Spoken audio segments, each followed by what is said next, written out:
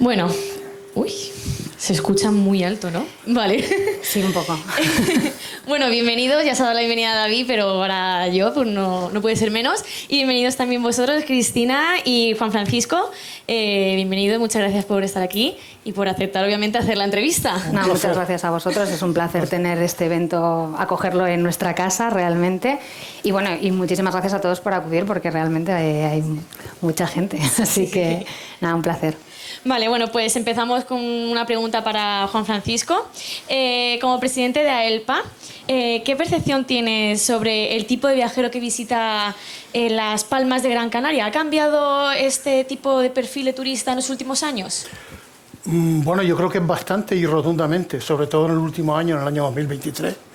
El turista antes era un turista exclusivamente de sol y playa, y ese concepto ha cambiado bastante. El turista ahora mismo se está interesando muchísimo por temas gastronómicos, temas culturales, incluso por insertarse en lo que aquí denominamos verbenas, etcétera, y se nota profundamente un cambio a turismo ciudadano en Las Palmas, que antes no existía. El turismo estaba erradicado en el sur de la isla.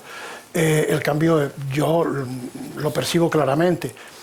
Las pernoctaciones, bueno, tengo datos aquí, no los voy a aburrir con datos, pero las pernoctaciones, para que se hagan una idea, en el año 2023, por ejemplo, el turismo nacional logró subir hasta un 2,3% de pernoctaciones. Es cierto que el turismo extranjero tiene una media de 5,8 todavía, y hay una diferencia, pero la ascensión ha sido enorme. Claro, nosotros cuando hacemos este tipo de entrevistas siempre nos gusta saber un poco cómo vamos a cada ciudad, nos gusta saber un poco el perfil de turista, cómo ir aumentando, así que esto está bien saberlo también porque obviamente la siguiente pregunta para Cristina, estamos en un hotel emblemático para la isla, ¿qué significa el Hotel Parque para Gran Canaria y bueno, también para el turista que ahora mismo comentaba Juan Francisco?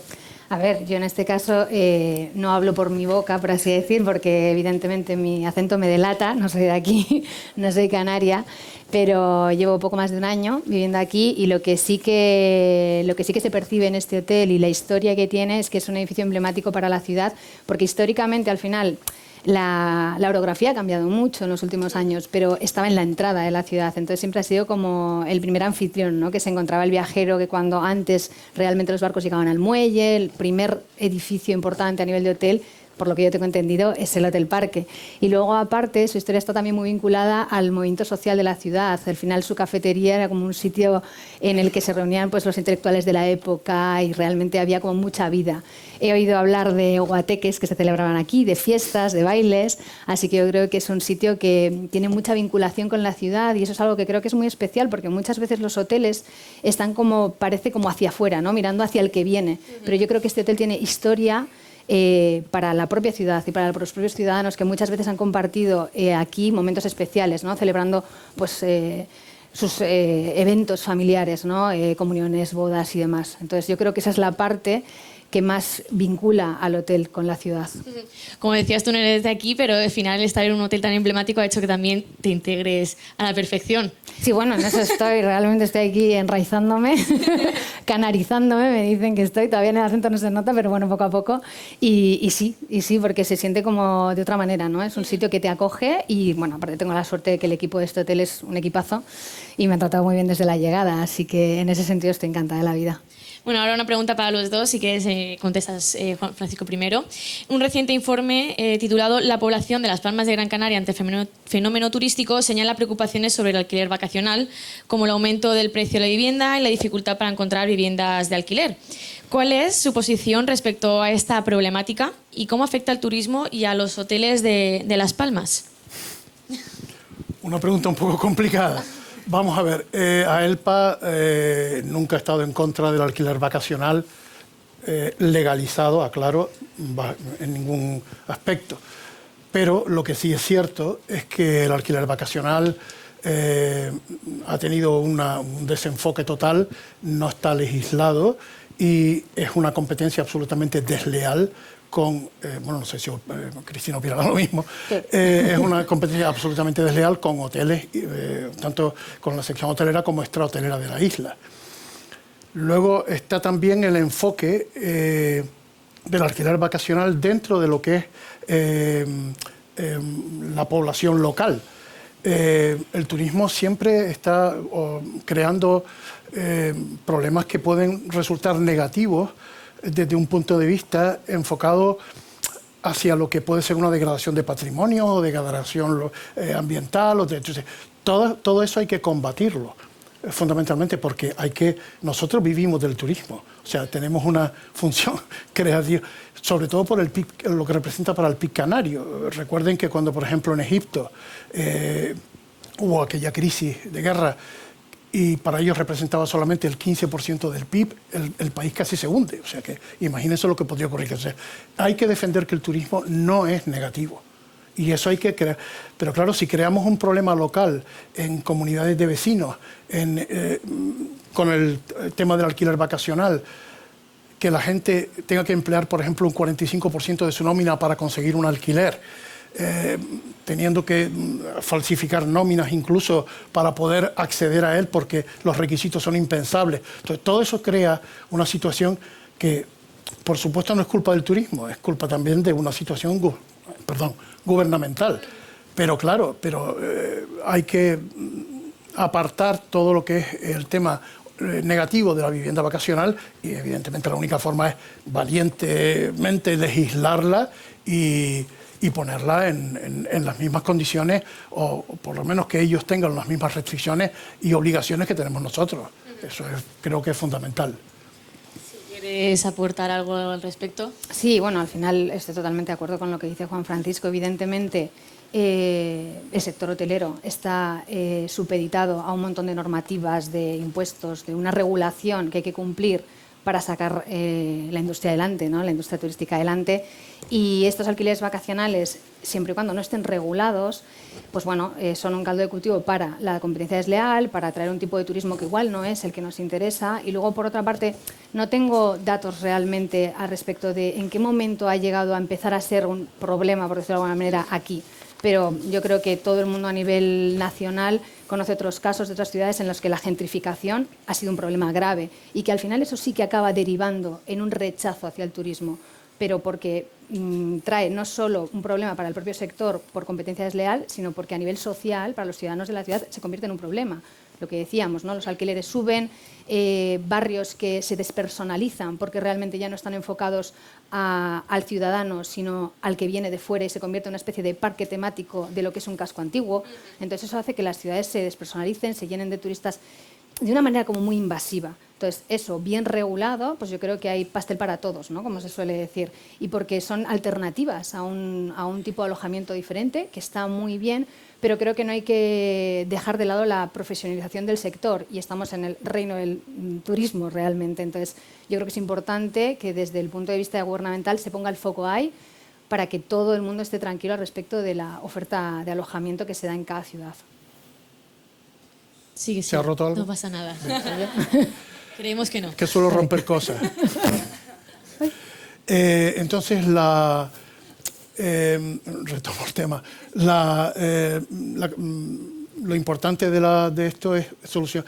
Los meses se han estabilizado bastante, mayo y junio, y ya ahora mismo ya esa estacionalidad está bastante regulada. Ya no hay esos picos en caída que había antes, pero claro, volvemos otra vez a lo mismo. El turismo peninsular es un turismo que nos surte de turismo en verano. Entonces eso hay que solucionarlo.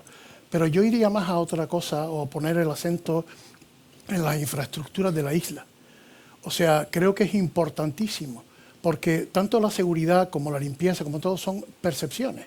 El turista tiene que percibir seguridad, independientemente de que la haya o no. Tiene que percibirla como real y la basura también tiene que percibirla como real. O sea, me refiero a todo lo que es limpieza. Entonces, si incluso los que estamos en la isla y vivimos aquí, pensamos que ahora la ciudad está sucia, imagínense lo que puede pensar un turista sobre eso. O sea, yo estoy constantemente recibiendo llamadas diarias, fotos. Bueno, hemos creado portafolios ya de fotos de cómo está la ciudad de sucia. Entonces, esto es cierto que ha habido una mejora o una relativa mejora, pero no es suficiente. Esto es una lucha que hay que concretar. Las Palmas es una ciudad larga. Estamos hablando también de temas de transporte. hay que fomentar el transporte al turista. O sea, no se puede, llevamos con una, vamos a ver, la Metro Guagua lleva 10 años para crearse. Hemos establecido unos problemas terribles en la ciudad para que esas obras se crean. 10 años, o sea, cuando si lo llego a ver, que no lo sé, por mi edad lo dudo, vamos a ver toda la tecnología que hemos pagado totalmente obsoleta. Entonces, todo lo que es el transporte urbano, todo lo que es favorecer la infraestructura para el turista, ya le digo, en una ciudad larga sobre todo, cuidado con los eventos, no estamos en contra de los eventos, pero lo que no se puede hacer es cerrar la ciudad para que turistas con maleta, que además son normalmente turistas senior, tengan que caminar 3 kilómetros para llegar a un hotel en el puerto. O sea, eso no se puede permitir. Entonces hay una serie de... porque el turista no vuelve. Entonces, todo ese tipo de situaciones hay que cuidarlas mucho. Y creo que fundamentalmente lo de la basura, lo de la limpieza de la ciudad y el transporte son cosas esenciales que como infraestructura no se pueden desvincular. Hablando también de la temporalidad, ¿cómo afecta esto también al tema de la crisis del talento? No sé si tenéis alguna estrategia para atraerlos y retenerlos. Si quieres, empieza tú. También, ¿cómo ves esa temporalidad desde aquí, desde el hotel? A ver, el tema de la temporalidad, sí que es verdad que nosotros, hablando de Sercotel Parque, en este caso no tenemos mucha temporalidad en lo que es a nivel plantilla, pero yo creo que es un problema generalizado dentro del sector y claramente también a nivel local. La estrategia que, por ejemplo, sigue nuestra cadena, sigue Sercotel con respecto a la retención de talento, es enfatizar mucho lo que tiene que ver con las condiciones de trabajo, la estabilidad laboral. Huimos mucho de tema de contratos temporales y demás porque lo que potenciamos es que la gente se quede y retener ese talento. Formación continua, que se sientan bien, realmente es lo que buscamos todo, ¿no? Tener un trabajo en el que te sientes a gusto, te sientes valorado, tienes herramientas para trabajar. Y es un poco donde está el foco puesto dentro de Sercotel. De hecho, en los últimos años, el Departamento de Recursos Humanos y de Talento específicamente han implementado un montón de iniciativas, un montón de herramientas que van todas direccionadas a lo mismo, a ser una cadena con una plantilla estable y que por la situación coyuntural en la que está de expansión, tiene muchísimas oportunidades a nivel de crecimiento personal. Realmente esa parte está como muy trabajada en nuestro caso. Y siguiendo contigo, este estudio anterior que decíamos destaca que el 70% de los encuestados considera que el número de turistas es apropiado. Sí. Esta pregunta iba antes, pero como hablando también de la temporalidad me venía muy bien. ¿Cómo evalúa la capacidad de carga turística Las Palmas? ¿Qué nivel de ocupación y ADR tiene este hotel? A ver, nosotros como media anual, tirando un poco de datos del año pasado, te diría que 80% de ocupación de media anual. Claro, ¿cómo se divide esto en una estacionalidad que, como decía Juan Francisco, sí que es verdad que se está aplanando un poco la curva en la temporada alta, por así decir? Hay menos diferencia de lo que había históricamente con la temporada baja, pero sí que es cierto que en temporada alta oscilaremos entre el 90-100% de ocupación cuando la ciudad está como muy a tope, hay eventos, es la parte del invierno que hay aquí, y luego en verano baja, y entonces estaríamos entre 90-100, 60-70 de ocupación. Entonces por eso nos da un 80% de media anual. La carga turística que recibe la ciudad se ve condicionada por esta estacionalidad y sí que es cierto que con ojos externos, yo al principio cuando llegué no lo entendía igual que fuera algo tan marcado, porque para mí Canarias es Canarias, pero sí que es verdad que aquí hay una clara marcada, tenemos un cliente como muy marcado por esa estacionalidad, tenemos un cliente urbano que viene por motivos laborales. Y entonces en verano pues sí que nos nutrimos, como bien decía Juan Francisco, de ese cliente más familiar, cliente nacional, que es el que nos hace soportar un poco esos meses. En los picos, pues siempre parece como que no hay camas suficientes, pero luego en los valles realmente yo creo que está bastante equilibrada lo que es la oferta con la demanda actual de la ciudad. Y Juan Francisco, en Canarias se defiende mucho la importancia de un turismo sostenible. ¿Cuáles son las directrices y estrategias que consideran necesarias para alcanzar un modelo turístico sostenible aquí en la isla? Bueno, el turismo sostenible estábamos un poco hablando antes también de la misma situación. El turismo sostenible hay que crearlo porque hay que combatir necesariamente la negatividad que está creando el turismo en algunos sectores. últimamente sabemos todos que ha habido unas manifestaciones incluso contra el turismo.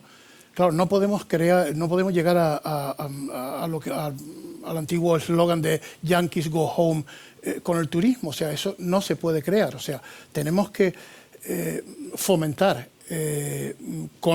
creando una sostenibilidad turística, el apoyo de la población local y el apoyo, sobre todo el apoyo sin fisuras. Pero volvemos otra vez a lo mismo. Esto no se logra sin una conexión estatal y que evidentemente haya una valentía por parte del gobierno y por parte de las regiones locales de crear esa sostenibilidad turística. Hoy por hoy, en lo que yo he podido hablar con los hoteleros, crear un hotel sostenible a ese nivel no es rentable económicamente, porque hasta ahora no hay un turismo dedicado a ir a hoteles sostenibles como primicia. Tampoco hay restaurantes, por ejemplo, que por tener una alimentación de kilómetro cero, eso atraiga al turismo. Pero la sostenibilidad es fundamental, hay que crearla. Y si no, vamos a tener un enfrentamiento con la población local que, como se está viendo, yo no creo que se deba ignorar, en absoluto. Totalmente. Y ya para ir acabando, me gustaría también, Cristina, que comentaras un poco el tema también de sostenibilidad aquí en el hotel, cómo la trabajáis.